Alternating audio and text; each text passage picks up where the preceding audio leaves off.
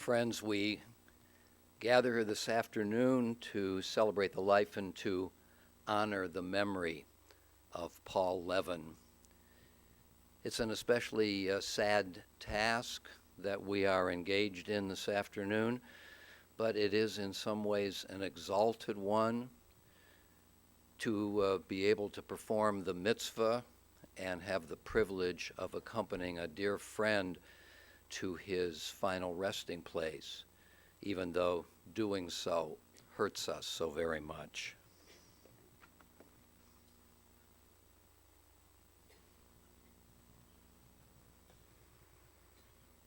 מזמור לדוד, אדוני רואי לא אחסר, בינות אשר ירביצני, על מי מנוחות ינחלני,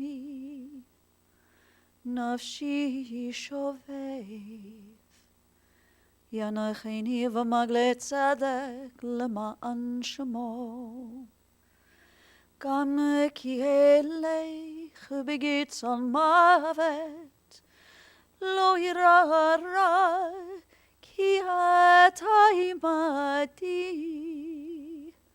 שבטך ומשענתך, המה ינחמוני. תערוך לפני שולחן, נגד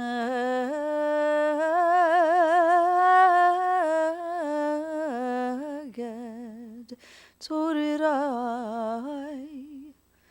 דשנת ושמן ראשי, כוסי רוויה, אך טוב וחסד ירדיפוני כל ימי חיי, ושבתי בבית אדוני לאורך ימים.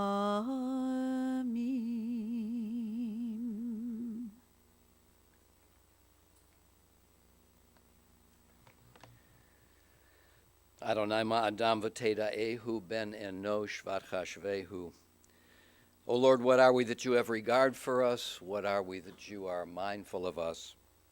We are like a breath, our days are as a passing shadow. We come and we go like grass, which in the morning shoots up renewed, in the evening it fades and it withers. You cause us to turn to dust, saying, return, you mortal creatures. Would that we were wise, that we understood whither we are going. For when we die, we carry nothing away, our glory does not accompany us. Mark the wholehearted and behold the upright. They shall have peace. The author of the first of the Bible's 150 Psalms describes for us in language both poignant and succinct the nature of the good life and of the fruits of that life. Happy are those who have not followed the counsel of the wicked, nor taken the path of sinners, nor joined the company of the insolent. Rather, the teaching of God is their delight, and they study that teaching day and night. They are like a tree planted beside streams of water that yields its fruit in its season, whose foliage never fades, and whose fruit always flourishes. Let us now take comfort together in the 23rd Psalm. The Lord is my shepherd, I shall not want. He maketh me to lie down in green pastures. He leadeth me beside still waters. He restoreth my soul. He guideth me in straight paths for his name's sake. Yea, though I walk through the valley of the shadow of death, I will fear no evil, for thou art with me. Thy rod and thy staff, they comfort me. Thou preparest a table before me in the presence of mine enemies. Thou hast anointed my head with oil, my cup runneth over. Surely goodness and mercy shall follow me all the days of my life, and I shall dwell in the house of the Lord forever.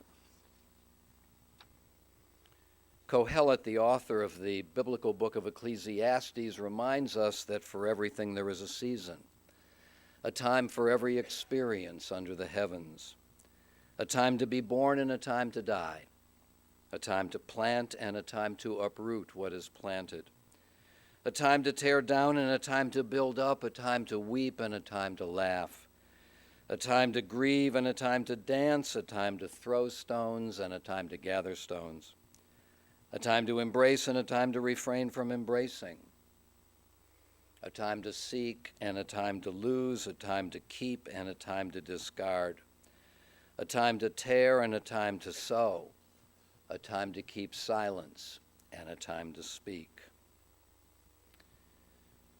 In the rising of the sun and in its going down, we will remember Paul Levin.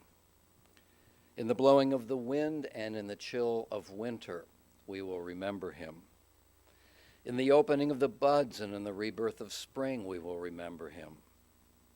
In the rustling of the leaves and in the beauty of autumn, we will remember him. In the beginning of the year and when it ends, we will remember him. When we are weary and in need of strength, we will remember him. When we are lost and sick at heart, we will remember him. When we have joys we yearn to share, we will remember him. So long as we live, Paul too shall live, for he is always now a part of us as we remember him.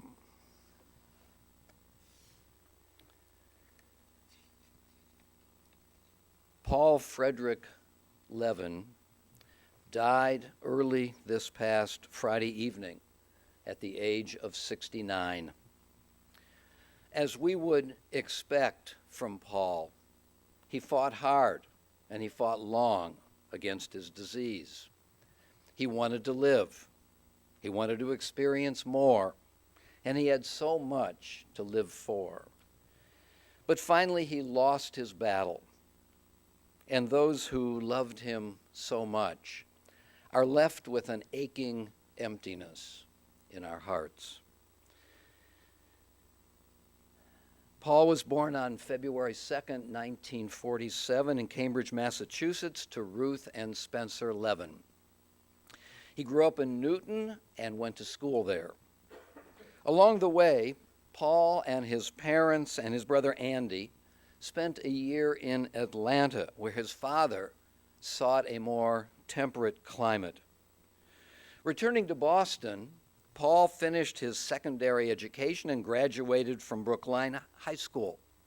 He then matriculated at Western Reserve University, where he met and courted his future wife, Joan Meltzer. Upon graduating from WRU, Paul attended and received his law degree from Columbia University. Then he spent a year in New York City before returning to Ohio, where he became the assistant law director for the city of Cleveland, a position in which Paul remained for 3 or 4 years. Following, he practiced law for several Cleveland law firms before becoming general counsel for First Union, a real estate trust. After more than 10 years at First Union, Paul was offered the position of assistant law director for the city of Beechwood, where he devoted much of his time to the economic development of the city. And in this regard, he made several trips to Israel. After this, Paul taught business ethics at the Cleveland State Business School, and he finally served as a member of the Board of Revision for Cuyahoga County. A varied and active professional career indeed. These are the resume facts of Paul's life. But what about Paul Levin, the person? Who was he? What were the elements of his character? What were his passions, his commitments, his habits of mind and heart, his aspirations? One word, it has always seemed to me, holds a key for the understanding of Paul Levin, and that word is involved. Paul was a person who simply could not sit on the sidelines, could not simply observe without reacting, could not remain passive when all his instincts urged him to step forward, to become engaged, to place himself in the middle of the action. Already, as a high school student during his year in Atlanta, Paul pushed forward for feeling and seeing the racial turmoil of the early 1960s. He decided to participate in a civil rights rally in Atlanta. But he was warned by his peers and by his teachers not to attend that rally. Doing so, they told him, would be costly to him. Paul ignored the warnings and participated nevertheless. As a consequence, animosity aplenty, and in ways both formal and informal, came his way. And such was the vigor and the scope of that animosity that Paul had to transfer to another school. Indeed, involvement was second nature to Paul. During his years in Cleveland, he regularly attended various city council meetings and often inserted his voice into the discussions and into the controversies. He wrote letters to council presidents and to mayors, and he wrote letters to the editor, expressing his opinions and taking on those with whom he disagreed. In another arena, Paul, as a longtime board member of the Temple Tifereth Israel, was always ready to raise his hand to seek clarification or to make a point. Now, in all of these kinds of involvements, Paul could sometimes be too insistent. Sometimes he could speak too much at length or be too much of a gadfly. And often this annoyed people. Yet no one could have denied that Paul cared. No one could have denied that Paul Levin took seriously his membership in an organization or in a community. I myself saw over and over again his fervent desire to be involved, to be part of the conversation. I saw this especially in study groups in which we both participated. Take, for example, our Shabbat morning Torah study sessions at the temple. Picture the setting. I would come in at 9:15 and look out among the people gathered there, and I would see Paul sitting no more than 3 or 4 feet away from me. And often, long before the discussion had begun to gather force or focus, Paul had already begun to thrust his hand into the air. And more often than not, his question or his comment was cogent and provocative. I did my best to respond, but so very often my response failed to satisfy him. Up went his hand again, sometimes even before I had finished my response. Now, I had often said to Paul in private that I felt that it was important to limit each person to one question or comment. Perhaps a quick follow-up could be tolerated. One comment or question per session. That was only fair, I told him, to the others in the group. And Paul easily understood this point. But this never stopped him from raising his hand again. And I knew, though I rarely called upon him that second time, hand in the air close to my face, that when he had something in mind, it pressed hard against him. When that happened, he sometimes lost awareness of the context, though he simply couldn't resist. And all of this leads directly to another of Paul's sterling qualities. Simply put, Paul Levin was a person of principle, a person who knew what he believed, and he had no trouble distinguishing right from wrong. This sense of principle had manifested itself already in his Atlanta year. It displayed itself again back in Boston when Paul came to the defense of his brother Andy, punching out the person who was assaulting his older brother. It showed in his letters to mayors and to editors. But Paul also expressed his convictions quietly in his daily interactions with others. Everyone, he believed, deserved to be treated with respect and dignity. So, for example, during his several stays at the Seidman Cancer Center, one could witness Paul treating each and every person who came into his room in exactly the same way, whether it was a custodian, a nurse's aide, a nurse, a physician, or the director of the hospital, treating each and every one of them as a person created in the image of God.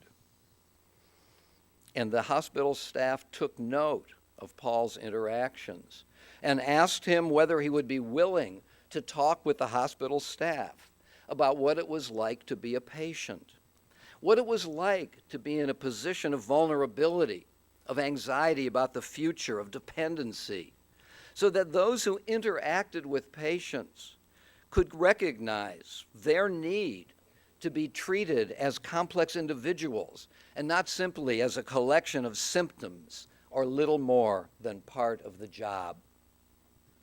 And Paul's presentations had an impact on staff members, both because of the authenticity of his voice and the gentleness with which he delivered his message. In fact, the hospital made a video of his presentation so his message would not be lost. And throughout the years that Paul battled cancer, he attended the sessions at the gathering place with some frequency. As usual, Paul's participation went well beyond his own need for comfort and clarification. He also reached out to others, especially those who were just joining the group or who did not seem to have a strong support system of their own. Paul talked with them, making himself available to those who, like himself, were trying to come to grips with their confusions, their anger, and their fears. In all these situations, Paul Levin emerged as a self-generating and irrepressible force, reaching into the lives of others and into the situations that he believed called for his involvement. Now, one of Paul's strongest attributes was his boundless capacity for loyalty. Loyalty to his alma mater, loyalty to his beloved Boston Red Sox, loyalty to his friends, loyalty to his family. Ask Paul where he went to college, and his answer with emphasis was Western Reserve University, and not Case Western Reserve University.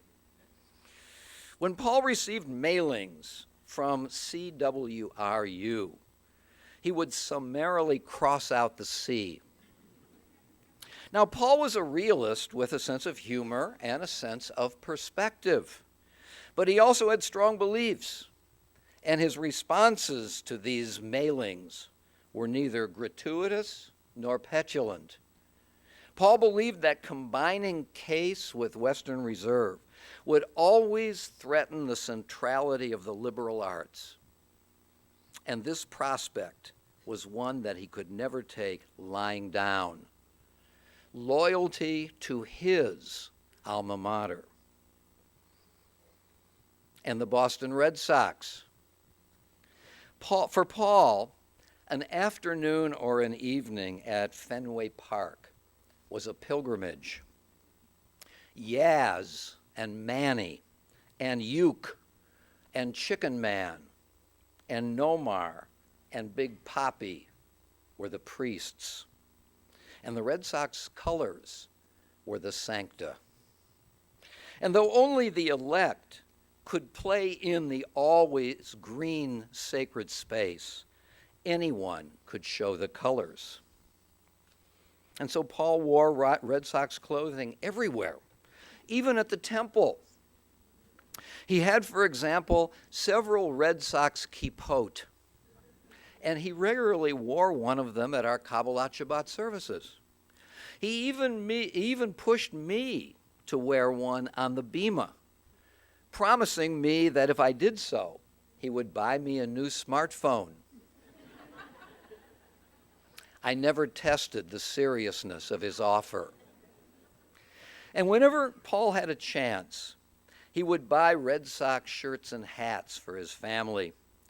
In recent years, nothing gave him more joy than to buy those shirts and hats for his grandsons, Max and Theo.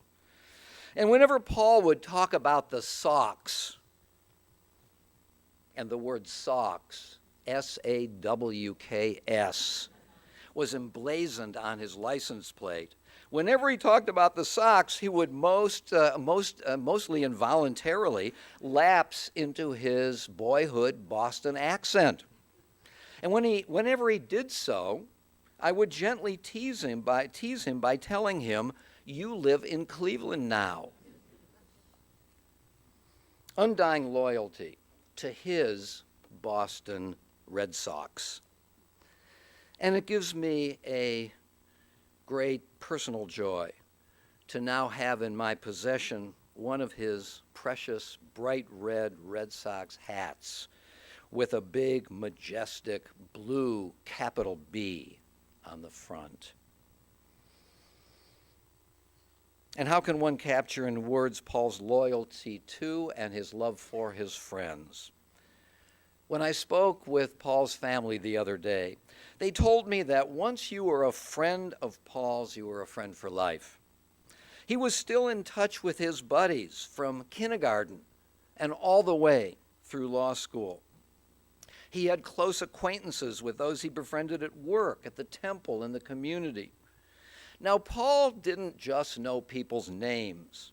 He didn't just remember people's birthdays when prompted by Facebook. No, Paul actively stayed in touch with his friends, and he knew what was going on in their lives. He called them out of the blue just to say hello. He called them when things were going well for them and when things weren't going so well. In other words, Paul was always present, and he was always ready to be present. And his friends knew how much he cared about them, how much he loved them, how devoted he was to them. And during his final weeks, friends from all over the country came to visit him, as did so many of his Cleveland friends. I myself was the recipient of his friendship and his loyalty. And I will never forget an experience that I had with him just days before he died. Now, Paul had already been at the Montefiore Hospice for several weeks, and I visited him with some regularity. One afternoon, I came when several other people were there with him. We all engaged in some conversation for a while, and then the others left. I was alone with Paul. He had been in and out of sleep the whole time, and now he seemed completely out. I decided to stay a while. I pulled my chair up as close to him as I could, and I simply sat there, gently rubbing his arm. At a certain point, I decided to leave, and I bent over out of my chair to kiss him lightly on his forehead. And with that, he opened his eyes and looked at me without saying anything. I sat back down and held his hand. Several minutes later, Paul broke the silence and told me that he was now seeing double. "Do you see two of me?" I asked him. "Yes," he said quietly. There was a long pause as he continued to look at me. And then with the slightest of smiles, he proceeded to say something that I will never forget. And both of you are good looking.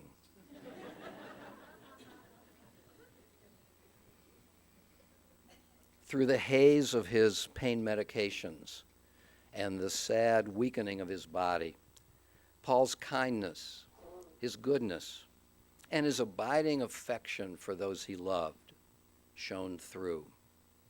For me, it was a moment of great blessing.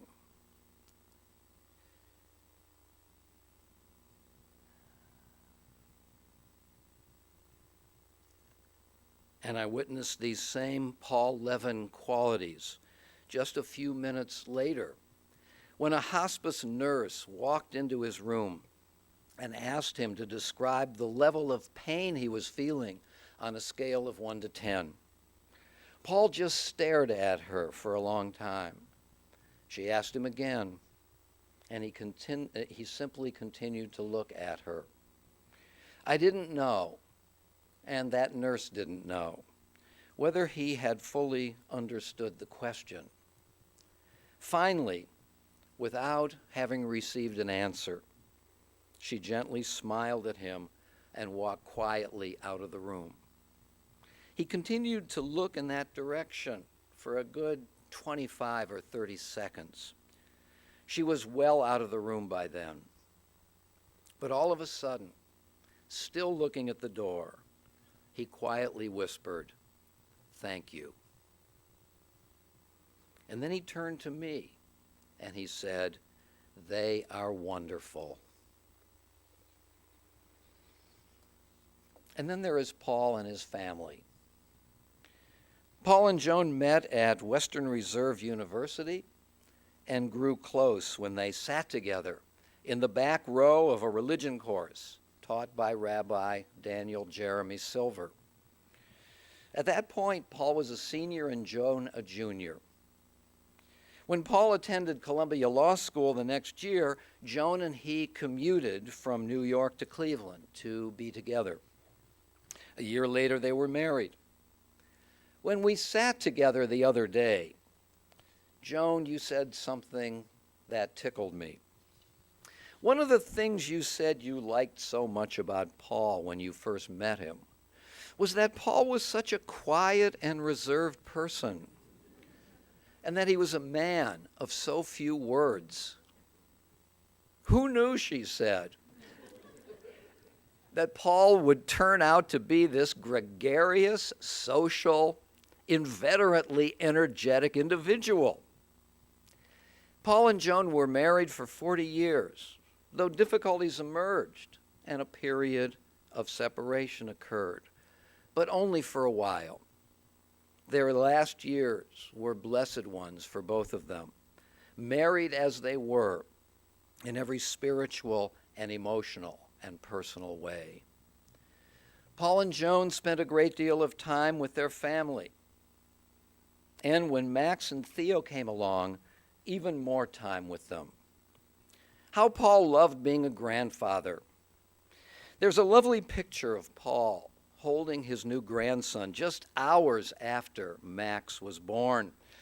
And really, do I need to tell you what Paul is wearing in that picture? And how Paul relished having 2 children's seats in the back of his car. How many grandfathers, he would say, have that? He did so many things with the boys, taking them along with Joan to the zoo and the swimming pool and the museum and out for ice cream. How easy it is for us to picture an exuberant Paul lifting an exultant Max out of the water at the swimming pool, Paul's right arm holding Max's right arm high, and his left arm lifting Max's left leg and shouting, "Statue!" just as he had done with his own children, and just as he had done long ago during those lazy summer days as a swimming instructor at his beloved Camp Tevye in New Hampshire. And Paul had a special relationship with both of his children. Paul was Sarah's best buddy And she remembers how her father regularly encouraged her, telling her that she could do anything that she wanted to do. My dad was always there for me, Sarah, you said. And when Sarah was attending Emory University, Paul would regularly take her down and pick her up. How the two of them enjoyed those long and leisurely rides together.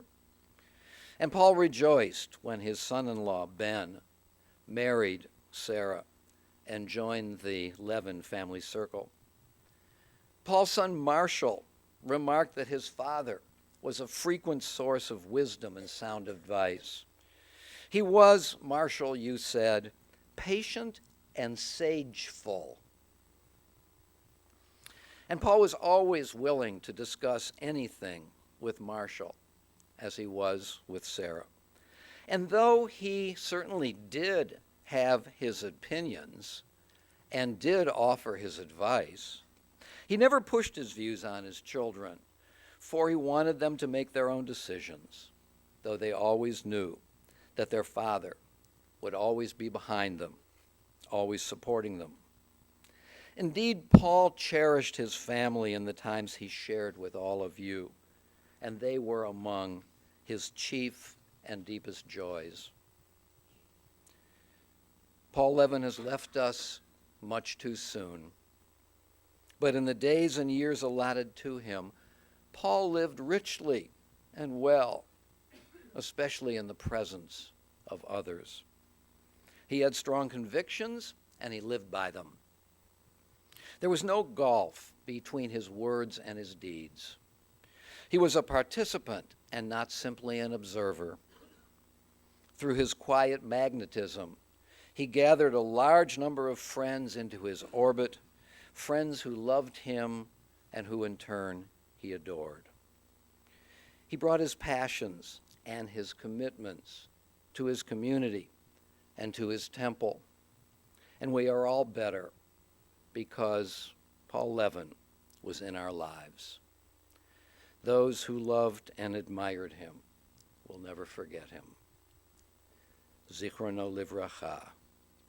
Paul Levin's memory will always be our blessing. Amen.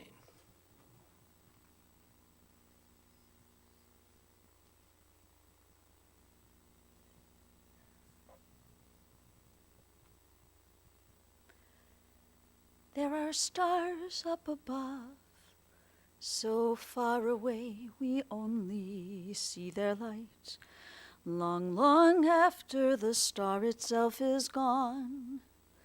And so it is with people that we loved. Their memories keep shining ever brightly, though their time with us is done. But the stars that light up the darkest night, these are the lights that guide us as we live our days. These are the ways we remember.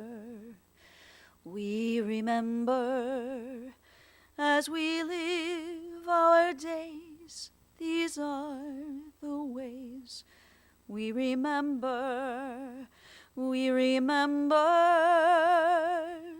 יש כוכבים שאורם מגיע ארצה, רק כאשר הם עצמם עבדו ונם. יש אנשים שזיו זכרם מאיר, כאשר הם עצמם אינם עוד בתוכנו.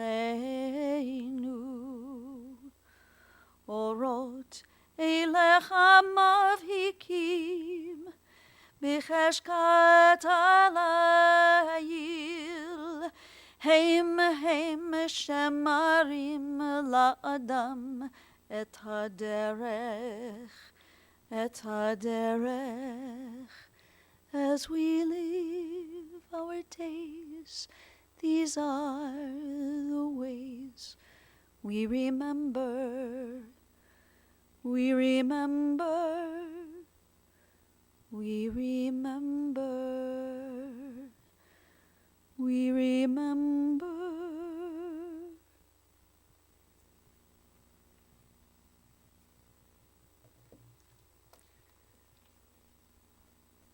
O God of life, amid the ceaseless tides of change which sweep away the generations, your love remains to comfort us and to give us hope. Around us are life and death, decay and renewal, the flowing rhythm that all things obey. Our life is a dance to a song that we cannot hear. Its melody courses through us for a little while, then it seems to cease.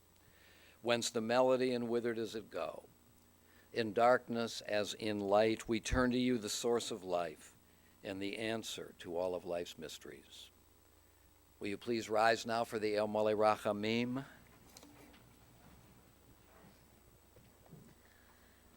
El Mole Rachamim, shochen במרומים, עמסי מנוחה נכונה תחת כנפי השכינה, במלאות קדושים וטהורים, כזוהר הרקיע מסעירים. את נשמת מנחם מרדכי, בן שמואל ורות, שהלך לעולמו בגן עדן, תחי מנוחתו. אנא בעל הרחמים אסתירהו, בסתר כנפיך לעולמים, ותתרור בצרור החיים את נשמתו. אדוני הוא נחלתו, וינוח בשלום על משכבו, ונאמר אמן.